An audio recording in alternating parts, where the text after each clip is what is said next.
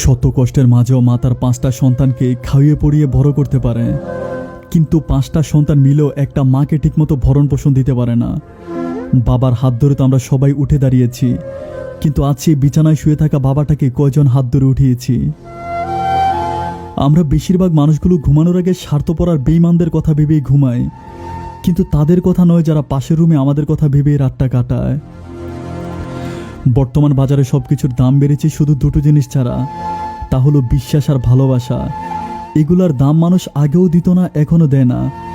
বিশ্বাস খুব ছোট্ট একটা শব্দ, পড়তে লাগে 1 সেকেন্ড, ভাবতে লাগে কয়েক মিনিট, আর প্রমাণ দিতে গেলে লাগে সারাটা জীবন। গণিত কম বোঝা মানুষগুলো অনেক কিউট আর সরল মনে হয়, কারণ তারা বেশি একটা প্যাঁচ বোঝে না। দুনিয়াতে আপনি সবকিছুই পাবেন, তবে সেটা ছাড়া যেটা আপনি মন থেকে চেয়েছিলেন। এই ছোট্ট জীবনে হেরে যেতে যেতে অবশেষে এটাই বুঝলাম, বেঈমান কখনো কাঁদে না, আর স্বার্থপর কখনোই স্মৃতি মনে রাখে না।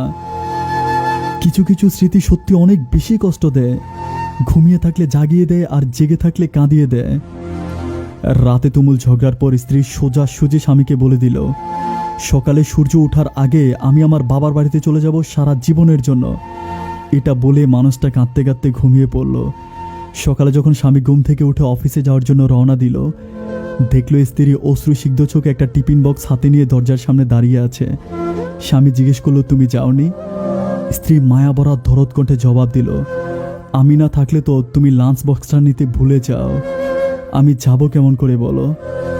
ওরে ও দুনিয়ার মানুষজন, আজ শুনে নাও, ছেড়ে যেতে হয়তো 1000টা কারণ থাকতে পারে, তবে পাশে থাকার জন্য একটা কারণে যথেষ্ট, আর সেটাকে বলে ভালোবাসা।